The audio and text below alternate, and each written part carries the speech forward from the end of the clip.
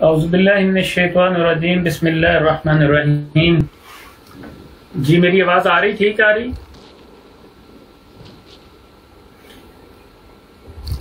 ठीक है जी। जी सर आ रही है आवाज सर आ रही है। जी सर आ रही है। तो मैं रिक्वेस्ट करूंगा पॉजिटिव पाकिस्तान के senior vice president Waleed Askar Hussaini साहब को और बाकी भी तमाम जिम्मेदारान को, मिस हैरिश भी यहाँ मौजूद हैं, तमाम चैप्टर कोऑर्डिनेटर्स को भी, कि मेरा ख्याल है कि ये जो सीटीसी है ना, चैंपियंस ट्रेनिंग कैंप, इसका फॉर्मेट आइंदा से बदला जाए, चेंज किया जाए। यानी ये इसमें से बहुत सारे सेशन ऐसे हुए, आज तो जैसे ये वलीद साहब का ये बहुत अच्छा मुझे लगा क्वेश्चन आंसर सेशन, तो लेकिन कल जो सीटीसी एक शहर की हुई उसमें मुझे बहुत ज्यादा कमी महसूस हुई, उसमें सिर्फ लेक्चर्स रखे गए थे। तो इसमें होना ये चाहिए, मतलब इसमें मैंने भी अब जैसे देखें, मैंने पूरे ना क्वेश्चंस को तैयार किए हुए थे और मेरा आज प्लान ये था कि इसके ऊपर फौरी रिस्पॉन्सेज लूंगा और उसके बाद मैं तीनों शहरों में से फर्स्ट, सेकंड, थर्ड, मतलब आप लोगों की हेल्प से आइडेंटिफाई करूंगा कि किन लोगों ने अच्छे जवाब दिए, और फिर उनमें से हम 9 लोगों को निकाल के, तो मैंने उन्हें ये ऑफर करनी थी कि वो जब इस्लामाबाद आए तो वो ये 9 बंदे मुझसे एक एक किताब यहाँ पे वसूल करें जब भी इस्लामाबाद आए। यानी 9 किताबें मैंने इनके लिए जो है वो मुख्तस कर लेनी थी अपनी लाइब्रेरी में से। तो ये मेरा ख्याल अभी किस्मत में नहीं था नारोवाल गुजरात और गुजरात वाले चैप्टर के लोगों के, तो इसका मतलब है, लेकिन मैं एक और ऑफर करता हूं कि आप अपनी अलहदा से दोबारा से सीटीसी करें जिसमें लोग ज्यादा ना हो, मतलब वो इतने लोग हों, अगर मतलब मैं समझता हूँ 99 भी अगर ऑप्शन है ना किसी जूम पे या गूगल मीट पे, तो ये बहुत है। सीटीसी में तो मुझे वो दिन याद है पॉजिटिव पाकिस्तान के कि जब हम 3-3, 4-4 लोग बैठ के मीटिंग किया करते थे और हम यही ख्वाब देखा करते थे कि कभी ये बड़ी ऑर्गेनाइजेशन बनेगी। और आज माशाल्लाह पाकिस्तान की सबसे मोस्ट रैपिडली ग्रोइंग मेरा ख्याल जो तंजीम है, और खास तौर पे ऐसी तंजीम के जो मॉडर्न भी है और नजरियाती भी है, ठीक है, तो ऐसी आपको तंजीम कोई नहीं मिलेगी आज। बल्कि मैं आपको एक और मजे की बात बताऊं, मुझे खुशी है इस बात की कि एक बड़ी मजहबी जमात कह लें, उसके एक अहम जिम्मेदार का मुझे कॉल आई, तो उसने कहा कि आबिद साहब, मैं आपकी कहीं कल भी जिक्र हो रहा था हमारे लोगों में, तो बड़ा तारीफ आपकी मैंने जो है ना वो सुनी अल्हम्दुलिल्लाह उसमें।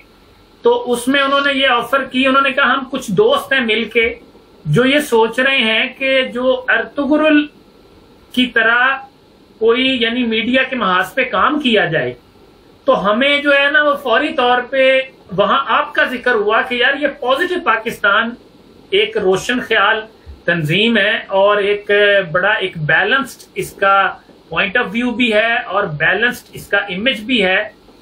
तो हम सोच रहे हैं कि आप लोगों की हेल्प से हम ये काम करें। तो ये अल्हम्दुलिल्लाह इसका मतलब है कि पॉजिटिव पाकिस्तान अब बहुत सारी जगहों के ऊपर अल्हम्दुलिल्लाह जो है वो डिस्कस हो रहा है। तो एक तो ये मैं ऑफर करूंगा कि ये नारोवाल अपना कर ले अलहदा से, सीटीसी गुजरात वाले करें। आप यकीन करें कि अगर सिर्फ 5-10 लोग भी होंगे तो मैं समझूंगा कि ये बहुत है लोग। ये आप मतलब हम ना क्वांटिटी के पीछे ना जाएं, हम क्वालिटी पे फोकस रखें इंशाल्लाह। I tell you, I guarantee, और ये मैं आपको यकीन दिलाऊं, आप पढ़ लें हिस्ट्री, कि ये ऐसा नहीं होता कि आप फटाफटी कोई तहरीक बन जाते हैं, बल्कि जब आप खरे होते हैं ना, सच्चे होते हैं, खालिस होते हैं, मुनाफकत नहीं होती और आप दिल से बात करते हैं, तो बस फिर आपकी बातें मुतद्दी होती हैं, कंटेजियस हो जाती हैं, वो फैल जाती हैं। वो कोरोना तो मैं समझता हूं कि कंट्रोल हो जाता है ना, लेकिन जो हक की बात होती है वो नहीं रुकती। उसको तो पूरी दुनिया चाहे कि हम इसको रोक लें तो वो नहीं रुक सकती। तो अल्हम्दुलिल्लाह पॉजिटिव पाकिस्तान जो है वो हक की बात कर रही है, तो ये तो फैल के रहनी है। तो हमारा काम ये है कि हम क्वालिटी के ऊपर फोकस करें, और क्वालिटी का मतलब क्या है कि हम 5-5, 10-10, 15, 20, 25, 30, 40, मैक्सिमम 50 इतने लोगों के फोरम्स करें, गूगल मीट पे करें या हम उसके ऊपर करें, जूम के ऊपर करें, लेकिन हम ये बहुत अच्छा, जैसे आज आपने क्वेश्चन आंसर सेशन किया, इसी तरह लोगों को कहें, पूछें हमें। तो अल्हम्दुलिल्लाह हम तो मतलब हमारी कोई बात ढकी छुपी नहीं है, हम तो आपस में फैमिली की तरह हैं, हम सारे एक दूसरे को अच्छी तरह से जानते हैं, ठीक है ना। मुझे पता होता है वलीद असगर हुसैनी की जेब में कितने पैसे हैं आजकल, और जो है ना कब जरा से ज्यादा होते हैं और कब मैंने उधार मांगना है। तो इसी तरह जो है ना वो इन्हें पता होता है कि उमैर रजा की कितनी तनख्वाह है और उसका जो है खर्चा पानी कहाँ से आता है।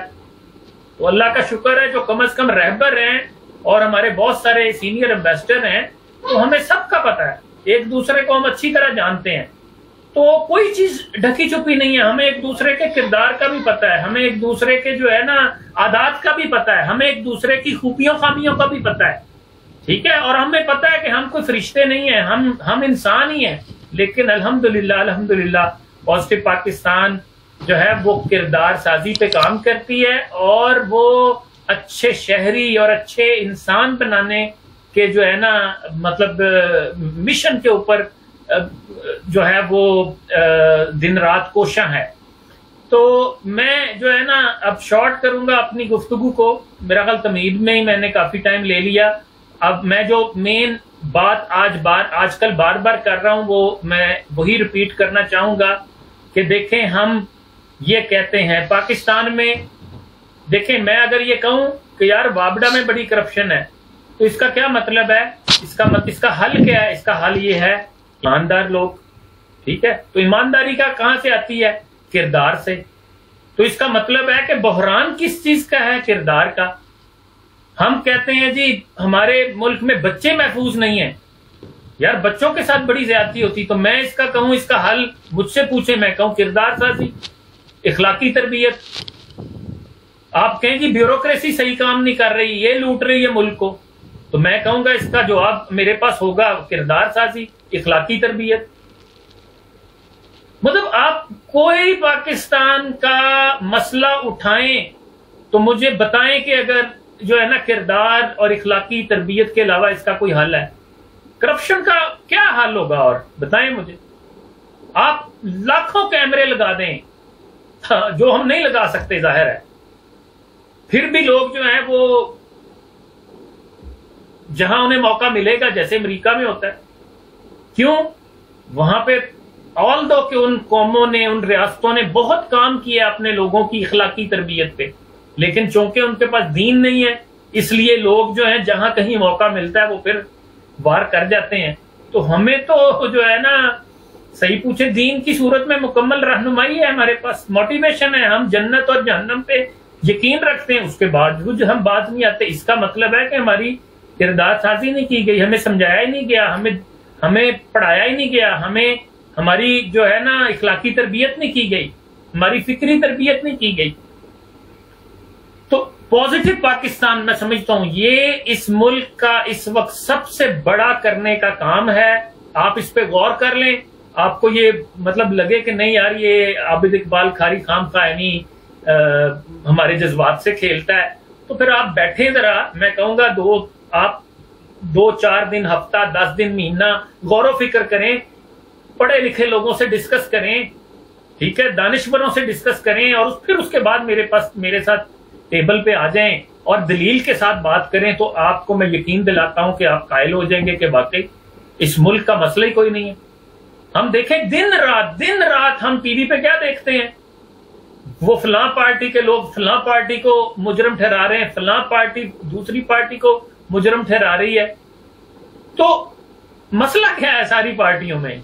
मसला ये है कि जो इल्जामात हैं वो करप्शन के हैं, और करप्शन क्यों है? इसलिए कि किरदार नहीं है, इखलाकी तरबियत नहीं है। तो पॉजिटिव पाकिस्तान अल्हम्दुलिल्लाह ये अगर काम कर रही है तो आप इससे अंदाजा करें कि ये कितना अजीम काम कर रही है, कितना बड़ा काम कर रही है। मैं अक्सर कहता हूं कि किसी बंदे की सोच को बदलना सबसे मुश्किल काम होता है इस दुनिया में, और पॉजिटिव पाकिस्तान ने इसका बेड़ा उठाया। अंदाजा करें हमारे यानी आप अंदाजा करें कि हम किस किस्म के सरफिरे लोग हैं। इस दुनिया का मुश्किल तरीन काम हमने अपने जिम्मा ले लिया कि हम लोगों को बदलेंगे और इंशाल्लाह हम 500 मोहम्मद अली जिन्ना पैदा करें। परसों की सीटीसी में मैंने पूछा था बाकायदा, मैं आज पूछता हूं आप सारे लोग जो फेसबुक के ऊपर मौजूद हैं, अगर आप वाकई मेरी बात सुन रहे हैं और मेरी बात से इत्तेफाक करते हैं तो मैं चाहूंगा यहां यस लिखिए कि मैं सबसे पहले मैं कहता हूं कि इस मुल्क को 500 नन्हे मोहम्मद अली जिन्ना चाहिए। पूरा का पूरा मोहम्मद अली जिन्ना ना सही, छोटे लेवल का मोहम्मद अली जिन्ना कह लें तो मोहम्मद अली जिन्ना का मतलब है कि एक खरा मुसलमान, एक न झुकने वाला मुसलमान, एक जो है वो मतलब ही was embodiment of integrity, consistency, perseverance and faith. तो ये हम आज कहते हैं कि हम पॉजिटिव पाकिस्तान बनाएगी। और सबसे पहले मैं अपने आप को पेश करता हूं, इंशाल्लाह अल्लाह ने चाहा तो कभी आपको ये सुनने को नहीं मिलेगा कि आबिद इकबाल खारी बिक गया, या आबिद इकबाल खारी झुक गया, या आबिद इकबाल खारी डर गया, या आबिद इकबाल खारी जो है वो उसने जनाब ऊपर ही ऊपर सौदा कर लिया, या आबिद इकबाल खारी ने जो है वो मंजिल तब्दील कर ली, या आबिद इकबाल खारी किसी की डिक्टेशन पे काम करता है। तो मोहम्मद अली जिन्ना क्योंकि सच्चा और पक्का मुसलमान था, मैं कहता हूं मैं एक मोहम्मद अली जिन्ना बनूंगा। आप लोग यस लिखें अगर आप मेरे साथ एग्री करते हैं कि आप भी अपने आप को उस तरह का बाकिरदार बनाएंगे, सच्चा और पक्का मुसलमान बनाएंगे। और ये ना यानी ये अफसोस है, मैं समझता हूं कि हमारे थोड़ा सा इसमें दीनदार तबका भी जो है वो कसूरवार है कि हम समझते हैं कि पता नहीं दीनदारी का मतलब है बड़ी दाढ़ी, तस्बीह और जनाब खास तरह का लिबास। तो दीनदारी तो असल जो है ना, मैं इकबाल का एक शेर फारसी का आपको सुना दूं, बल्कि वलीद तो रियासत मदीना की बात कर रहे थे। एक दिन मुझे एक मिनिस्टर का फोन आया, उन्होंने मुझे कहा आबिद साहब रियासत मदीना की बात किया करें हर बात में। तो मैंने उन्हें फिर आगे ये शेर सुनाया, तो मैंने कहा जी कि मैं तो इससे एग्री नहीं करता। रियासत हम अभी सही पूछे तो इस काबिल ही नहीं है कि हमारे मुंह से रियासत मदीना जैसे अल्फाज निकले, माजरत के साथ मैं कहूंगा। और मैं फुली कन्विंस्ड हूं, मुझे शर्म आती है। आप यकीन करें मैं ये कहते हुए डरता हूं कि मैं रियासत मदीना बनाऊंगा। मैं इस काबिल कहां से हो गया? हम इस काबिल हैं कि हम अपने मुंह से निकालेंगे लफ्ज। इकबाल ने कहा ता निदारी अज मोहम्मद रंगोबू, ता निदारी अज मोहम्मद रंगोबू। आगे मैं सॉरी मिसरा भूल गया हूं, लेकिन उसका कुछ अल्फाज जो ज़हन में आ रहे कि मियाल्ला अज, हाँ अज दुरूदे खुद मियाल्ला नामे ऊ। अगर तू मोहम्मद सल्लल्लाहु अलैहि वसल्लम के अफकार यानी उनका किरदार की तरह जो है वो रंगोबू यानी उनकी जो किरदार का रंग है वो तेरे ऊपर नहीं चढ़ता ना, यानी तू उनको फॉलो नहीं करता सही मानों में, तो अपने दुरूद से उनके नाम को आलूदा ना कर। और सॉरी टू से, मैं फैसलाबाद से मेरा ताल्लुक है ना, तो वहां हम अक्सर सुना करते थे। और ये मैंने करीबी लोगों ने मुझे बताया कि सूतर मंडी जहां बड़े बड़े सौदे होते थे, तो वहां लोग जो है वो यानी इस तरह झूठ बोलते थे, कसम खाई कि मैंने जी वो माल आगे बेच दिया है। और उस पहले करना क्या, होल्ड करा के ना अपने बेटे को कहना लो भी बेटा मैं तुझे बेच दिया, और फिर आगे से फोन पे कहना कसम खा के मैंने जी वो आगे बेच दिए। यानी ये किसको बेवकूफ बनाते हैं यार आप? यानी हर दूसरी जो है ना बुराई का हमने कोई ना कोई जवाब निकाला हुआ है। दूध हमारे खालिस नहीं मिलेगा, सब्जियां हमारे खालिस नहीं है, गोश्त हम पता नहीं गधों और कुत्तों का बेचते हैं। मतलब कोई छोड़ा है हमने मतलब बुराई? और बात करें हम रियासत मदीना की, अस्तगफिरुल्लाह, मैं तो कहता हूं मैं इस काबिल नहीं हूं मैं सारी उम्र इस पे बात करूं। हाँ, हम पाकिस्तान को इंशाल्लाह, हमारे पास रोल मॉडल तो खैर वही है, बात भी ये है, लेकिन मैं तो कह रहा हूं यार इस 22 करोड़ लोगों को सिर्फ इंसाफ दे दें, इनको सिर्फ सेहत की सहूलतें दे दें, इनको सिर्फ प्राइमरी मैट्रिक की तालीम दे दें, तो मैं कहता हूं बहुत बड़ी बात होगी, बहुत बड़ी बात होगी। यार जिस मुआशरे में इंसाफ और मेरिट कायम हो जाता है ना, वो तरक्की करता ही करता है, ये हो ही नहीं सकता। इस पे भी मेरे साथ मैं कहता हूं आप शर्त लगा लें, सिर्फ 2 चीजें दे दें इस मुआशरे में, आपकी सुपर पावर बनने की इशारा पे गामजन हो जाएगा आपका मुल्क। इंसाफ और लोग वो नहीं देंगे, इसके लिए जद्दोजहद करनी पड़ेगी। और मैं तो इंशाल्लाह अल्लाह ने तौफीक दी, बाकी सारी उम्र इसी पे लगा रहूंगा।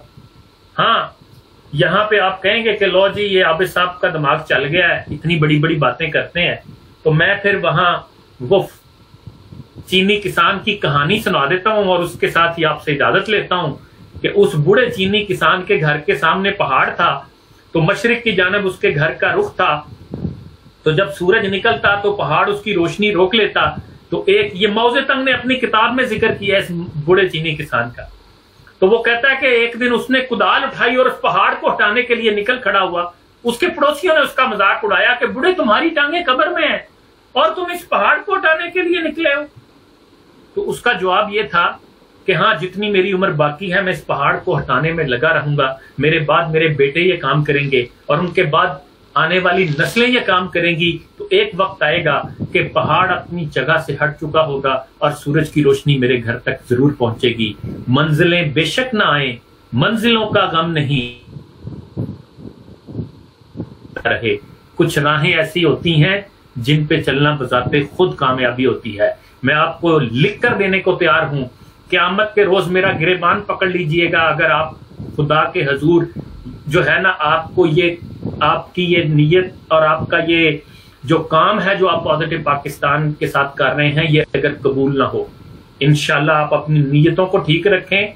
जो मेरी नीयत है वो नीयत करें कि हम अपना ये सारी एफर्ट या अल्लाह तेरी रजा के लिए कर रहे हैं, हम इस मुल्क के 22 करोड़ लोगों के लिए कर रहे हैं, हम इस मुल्क के 22 करोड़ लोगों को इंसाफ और मेरिट का निजाम देना चाहते हैं। इस बुराई के मुआशरे को बदल के इसको एक नेकी वाला मुआशरा बनाना चाहते हैं, पॉजिटिव सोचने वाले लोगों का मुआशरा बनाना चाहते हैं।